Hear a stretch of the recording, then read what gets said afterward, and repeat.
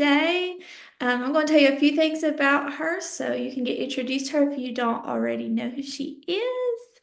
She has been a wife since 1982 and she is from Fayette, Alabama. She is a mother to two boys, and you have taught elementary school and middle school math and college pre-service teachers at Virginia Tech. Right. Yeah, you're a very, very smart lady. I'm trying to get my bachelor's right now, so you have super accomplished a lot. I know I'll that. help you. I'm a little bit older than you, so I think you're right where you should be. Keep I know keep on you. keeping on. She has been married to a preacher since 1985, and it's taken them to Arkansas, Tennessee, Alabama, and Virginia. She, you lived in Africa for 3 years? Yeah, we went over there in 91, built some schools. We took our the boys were 3 and 6 when we went, and it was a Whoa, paradise for two little boys. whoa. Paradise. Well, that's like, I mean, Tucker was 4 and Darley 6. I could see them just like loving that. You're Yeah, a brave woman, take him. they weren't really leaving anything. So, they weren't connected to sports or things that they, Yeah. miss out on. And it was a perfect time to go. So we say Aw. that was one of the best things we've ever done for our Oh, family. yeah. That Yeah, is we just had crazy. each other. All that you do. I love getting to hear you speak. I think you're a great wife, grandmother, mother. I think you help a lot of Christian ladies out. Thank you. I'm just Yes. me. So that's all I have to offer. Yeah. So today Um, we are going to talk about iron sharpens iron.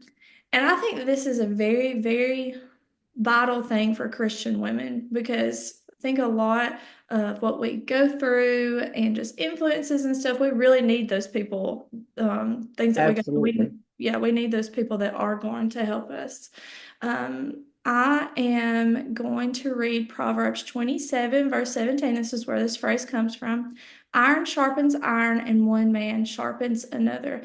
I tell this verse to my friends all the time. Like people that I'm close to, I'll say thank you for being my iron sharpens iron person because I think when you read that, you understand that this person is bettering you. They're making you a better person, Absolutely.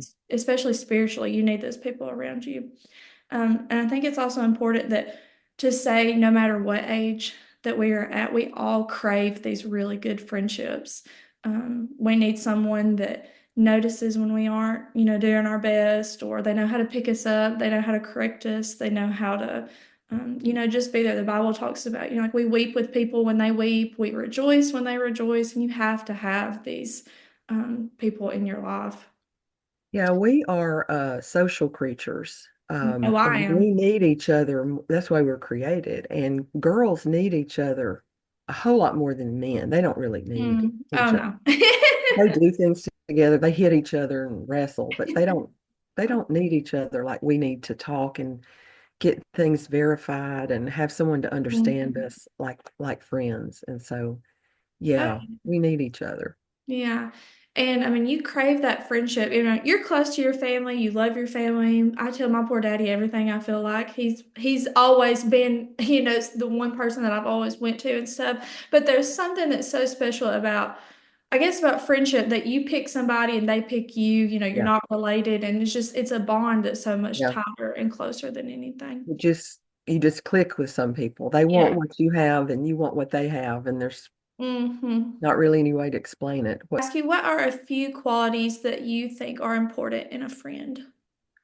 Well, for me, you can't be my friend I mean, the close kind of friend that we're talking about, if Mm-hmm. you're not trustworthy.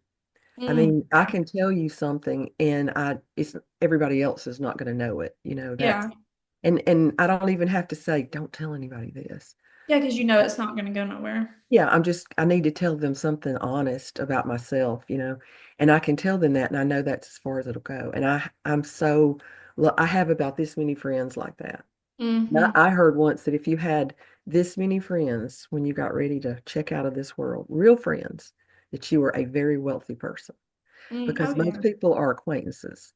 And Mm-hmm. so I have those. I also think that a friend, will love us through the good and the bad, will love us no matter what.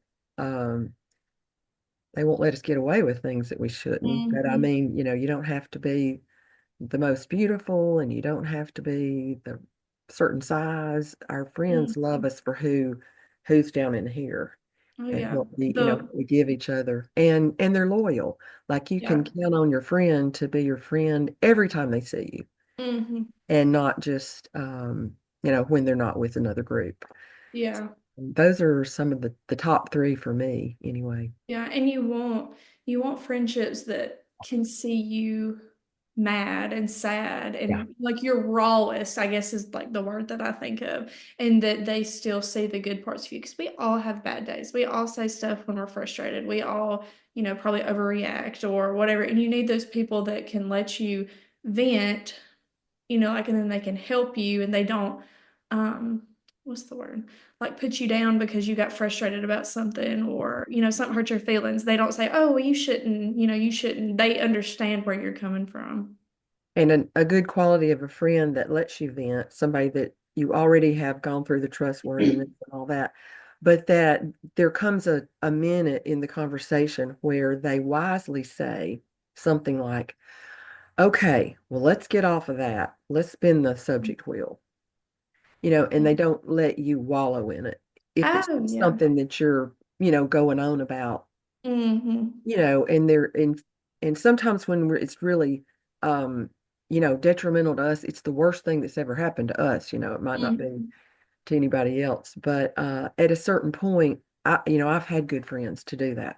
Okay, so let's don't dwell on that. We Mm-hmm. figured out what we can do, and let me know how that goes. Let's talk about something else.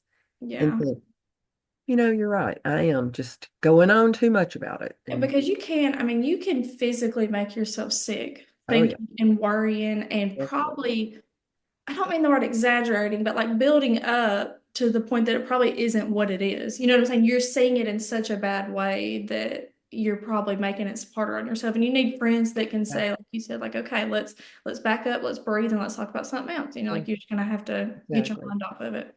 Yeah. Our perspective is pretty much the only one we can see when Yeah. it's just us. So Hmm. having a friend that you can trust, a wise friend, um, sort of settles everything out and gives you something else to think about. I have a cousin like that, a male cousin, and we're close. And there have been times when he's said, things to me that no one else, I wouldn't let anybody else say that to me. Hmm. But he'll say it and say, you're just twisting this all around. Look at it from this perspective. Yeah. And And you're like, yeah, what? I'm like, what? You're supposed to be sympathizing with me. But Whose side are you on? yeah, but he is. He's telling me what he really thinks that I should be thinking about that. Hmm. So, and friends should make us better than we are. Friends should challenge us with things like, our Bible reading, our spiritual life thing. Friends should be an example in their behavior, for us. So, Yeah, nobody wants friends that you feel like you have to fix or correct, or that you feel like you're constantly having to keep them up. Like you don't, that's not true right. friendship. my in my experience in 62 years, those friendships don't last. You get No. tired of being the one that has to provide everything. They're so Mhm. needy. And it's just like, oh, it's them again. Yeah. You just The know this friendship, is, yeah, it has to be mutual. There's going to be points when you're probably the more annoying one. Yeah, but it shouldn't just be a constant yeah, ongoing. it should be pretty equal with what you Yeah. give and take from the relationship. So those kinds of friendships that people are so needy, they usually don't last Yeah. very long. They don't grow strong. Mm. Okay, let's see. What about maybe give an example of some friendships that you have, and maybe some that you've had to step away from, just some that are probably friendships that you realize, like we said, like this isn't gonna work out. Maybe they're not helping me spiritually, they're just weighing me down, they're weighing my family down. And do you have Yeah. some friendships that are still pretty strong? Yeah. Oh yeah, I do. First, I guess I'll do the negative, the not so Mhm. good. Um, it's been a long time ago in that middle age 40s, maybe 40, 35 to 40, where you think you know everything, Mhm. where I thought I knew everything. And where you're married, settled, have kids, everybody's got kids, and you make a friendship with somebody and they have a friendship with somebody, and before you know it, you're in a little group called a clique at Mm-hmm. church. And it's fun. And you give each other birthday presents on birthdays, and you celebrate special ways, and you laugh together, and it's really fun. And you're all Christians. Mm-hmm. And it's good. And you just think, when if you were to move away from something like this, it would be horrible. And I don't know, you trust people because they're Christians. You've seen them lose their spouse at an early age. You've seen this one go through hard times, and you're just really strong, a strong Mm-hmm. group. And then for whatever reason, somebody stops walking the walk that they should. And you give them space and you give them grace because you knew them in the past. So Mm-hmm. you let them get away with things. And before you know it, they're making an acrostic with words that describe this other person. And things, I mean, then all of a sudden you realize this is not good. This Yeah. is not something I should be in. Mm-hmm. Teresa Hampton taught a lesson at PTP called, this was the title, Sometimes You've Got to Cut Your Girlfriends Loose. And I needed that. That was that year. And so, in a situation like that, the ideal is you go to the people and you say, this is bothering me. And the fact that you did this really bothered me. And I don't want our friendship to develop into this. And if they listen to you, as the Bible says, then you've saved your brother. Mm-hmm. You've gained your brother. If they don't, it's not something you can continue in. So, sure, I've had friendships that turned into something bad that we didn't Yeah. any of us need, and I had to get away from it. Yeah. And I mean, I know I'm younger, but I'm about to push 30 and I can already see where I've drifted away from friendships that not like they were necessarily bad, they just were not helping me. And it was, like when you put two and two up together, it's okay, am I going to stay friendships with people that are not in the same spiritual mindset I am, or am I going to pick the friends who are trying to do what I'm doing? And it's like you should naturally gravitate to this one over here, the ones Yeah, that are trying their hardest to be godly people, and you slip away from these. But yeah. at the same time, a lot of people slip towards this other side, and it happens so quick you don't even realize. Well, you're not the same person at 25 as you are at 55. Like, you Hmm. go through changes, and hopefully you evolve. You keep evolving as your best self. You should, And yeah. so everybody's doing that. Everybody's changing. Not everybody's evolving into their best self. But as people change, as kids get older, as marriages, you change who you are, jobs, the time you have to spend together. As all of that changes, we have to be on guard too for the changes that go on in our friends. And if we're, you know, walking, studying, staying in God's words, trying to be our best Christian, not just our best self, then, Mhm. when you rub up against somebody else that's not, you can tell by their speech or the places they go. Doesn't mean you wipe them off the face of the earth. It just Yeah. means that that's They're no not that, person I'm going to go to for my. yeah. I'm not going to They're get not with that inner circle like you were talking about the earlier, these people. the five, maybe we hold our hand up and, Yeah, they're not in this right here. yeah. They're My not. daddy always told me, he was so wise and I miss him so much, but he would say, baby, when somebody's trying to show you who they are, you better listen to them the first time. Yeah. And I have given, I guess I still do, give people too many chances. Hmm. Because I'm not a person that's offended easily. Oh, yeah, me either. You pretty much have to run over me with a truck a couple of times. I'm like, You have are to you pretty much say, insulting I don't like you. me? I'm sorry I didn't get it. And so, he would tell me things like that, like when they're Yeah. showing you who they are. So Hmm. listen up. And then you can, protect yourself and not be vulnerable in those times when they're going to hurt you. Yeah. And you really can't keep people from hurting you because that's who they are. Yeah.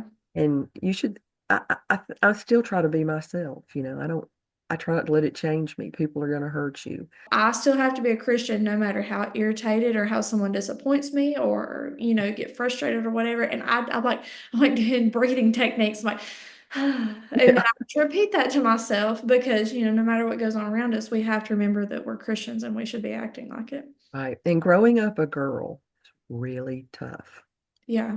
And we're so catty and so wanting to be in the group and all of those dynamics that are just part of being female.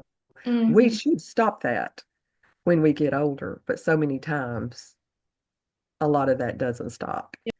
And for females, wanting people to like us and not being ugly and not being mean and not being the person that says what everybody's thinking. We Hmm. we don't want to be that person. So a lot of times we take things and it's okay. It's okay to sit down and tell a friend, we're just we're just going in the wrong, we're just going in two different directions.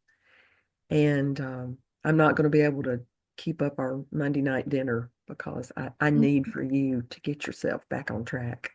Yeah. And that's hard to say, I think but that's hard when you really try to sit down and talk to somebody about that. Yeah, it's very, very hard.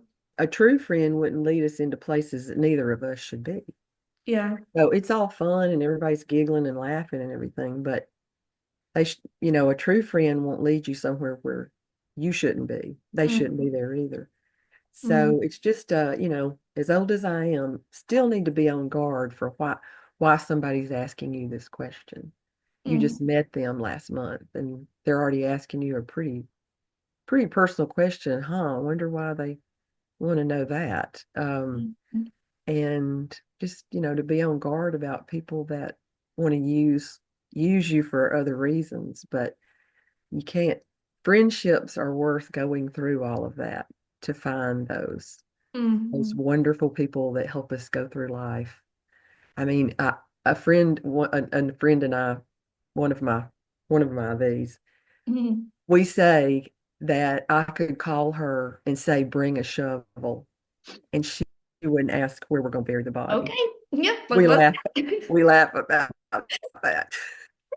And what that means is what time of day doesn't matter, what I'm into doesn't matter. I'll drop what I'm doing if you need me. And Mm. that's Yeah. that's really I couldn't get through life without those friends. Yeah. Yeah. Okay. So what about, I guess, have you had friendships that have lasted a while, like strong friendships? Hmm. Or is it like over years, or maybe some of your closest people are just ones that you've, gotten to know recently? Hmm. Okay, so I have two friends in Fayette. Our mothers were friends before we were friends.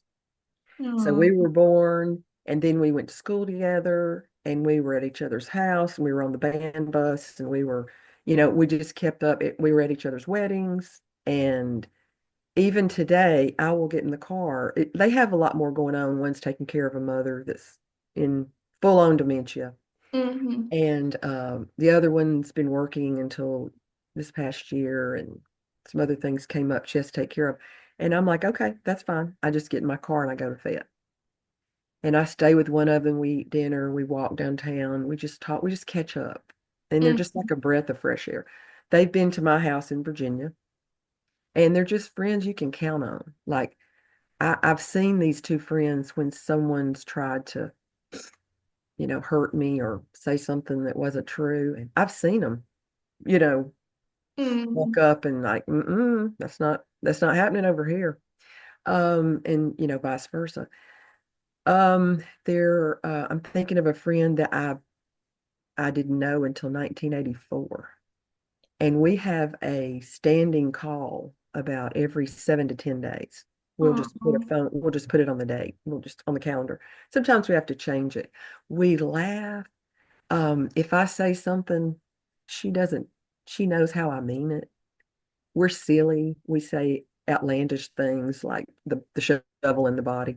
And we know how we mean things. Nobody judges anybody or Just take up right where you left off the last time. It Yeah. might, for me, it might have been years. I'm still Yeah. really close with four girls from my sorority in college, and that was back in 81 too. And we're just there. Like one's just lost a husband last Mm, years, and one lost a child in 22. And we know we're there. We just take up where we left off. There's mm, a person I met in 2000, and at the time she wasn't speaking at Paulson Pulpit. I'm not sure if they were attending. Now she's speaks a lot. mm, And when I don't see her during the year unless I run into her at a camp or someplace where I'm at. I don't see her usually. I call her, we message. But at PTP, I'll say before the week starts, I'll say, okay, when's our time? We set aside a couple of hours and we mm, just go to that little cafe or we go to one of our places and we just sit and talk. And there's oh, things about our kids or something that you just can't tell anybody. And we'll just sit and talk about those things. And yeah. she's older than me, about 10 years older than me. Mm-hmm. And I love having a friend like that, a wise friend who has no other angle except just spending time with you and you hearing them out and them helping you with something you're Yeah. struggling with. What the Bible says about it. I can always count on her to tell me what the Bible says about it. Mm-hmm. And I think that's wow. one thing that I love about Jennifer and Malia is their friendship is very wise. Yeah. Like I can ask them, I don't know what to do about this situation. I mean, Right. like you're gonna have to help me. You're gonna, and it's always like it's always from a spiritual and biblical standpoint. It's Right. nothing for my gain. Like they're not trying to help me figure out something for myself. It's something that I should be doing, and I Right. really appreciate that. And I guess like as we get older and older, we realize those are the best friendships. It's not the ones that you just are around people because it's convenient. It's the ones that you choose, like you said, to make phone calls, to make visits, to because you Yeah. know that you need to be around those people. Let's see. Can you give some examples of friendships in the Bible and what made them good or bad? Because there are bad friendships in the Bible too. It's not just all. Yeah. And I was going to give you one. When you read that question to me, I wanted to think of two sisters or, two women friends. Mm-hmm. But in 2 Samuel 13:3, there's Amnon and Jonadab. And Hmm. it says that Jonadab was a very crafty man. And he's the one that gave Amnon the advice about what to do about Tamar. Mm-hmm. And so, we know the story there. And so the Bible calls them friends in that first verse. Let me look that up. Second Samuel, I got my Bible here. Second Samuel. I love that you picked one that we don't really talk about friendship wise. Yeah. But Amnon had a friend whose name was Jonadab, the son of Shimeah, David's brother, and Jonadab was a very subtle man, the King James says. Another version says crafty. So it goes right out and tells you he's crafty. And the our friends should promote right actions Mm-hmm. over wrong thinking. And this guy told him, here's what you ought to do. And he took his advice, being the crafty man. And, we need a friend that'll say what's needed rather than what we want to hear. Mm-hmm. And so that's obviously what Amnon wanted to hear, what he told him. And he went with wrong actions over right thinking. And they should advise friends should advise us toward possible solutions instead of giving us more problems.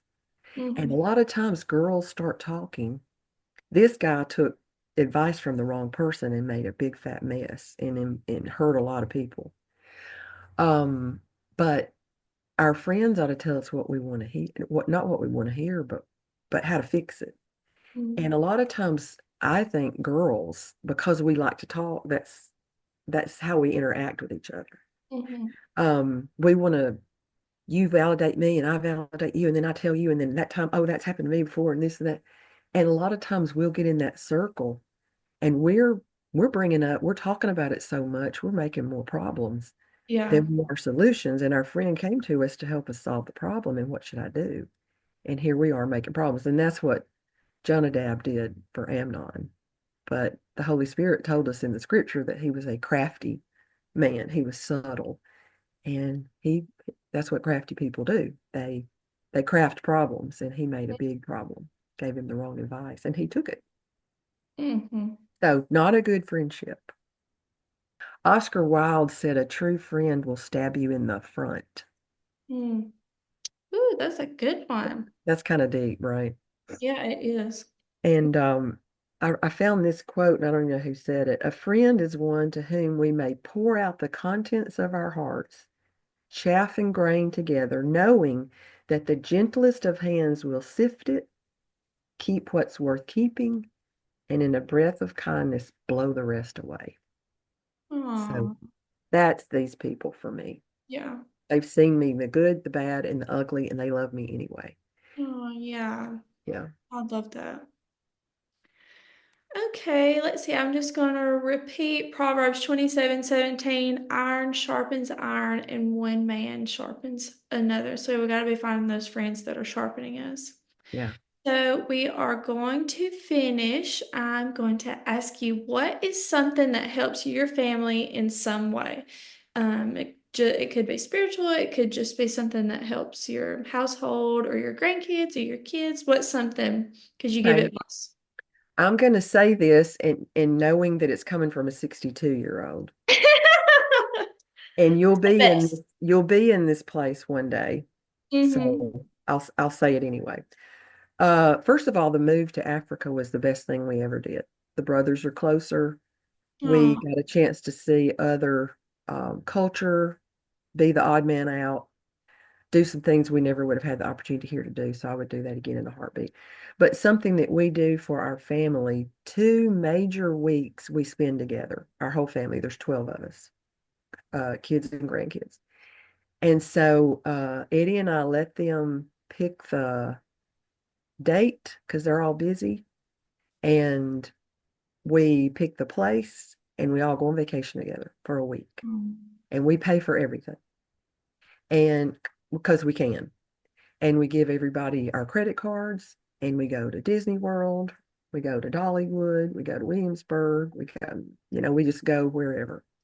And to see the grandkids riding with their aunts and uncles and oh, yeah. growing up knowing that we're going to keep doing that as long as we can, even if we're adding more people in it. And Oh, the second thing is that we all go to PTP together. So yes. Eddie and I get this big cabin and we pay for it and we give everybody a place to stay. And here's my credit card, go buy groceries. And we spend as much time there together playing games. And Yeah. I get to go to classes with my daughters-in-law Yeah. and they're absolutely amazing and wonderful. And I'm so blessed by having them in our family, so we'll keep doing it as long as I can walk and we can do it. You can physically get out and go do stuff.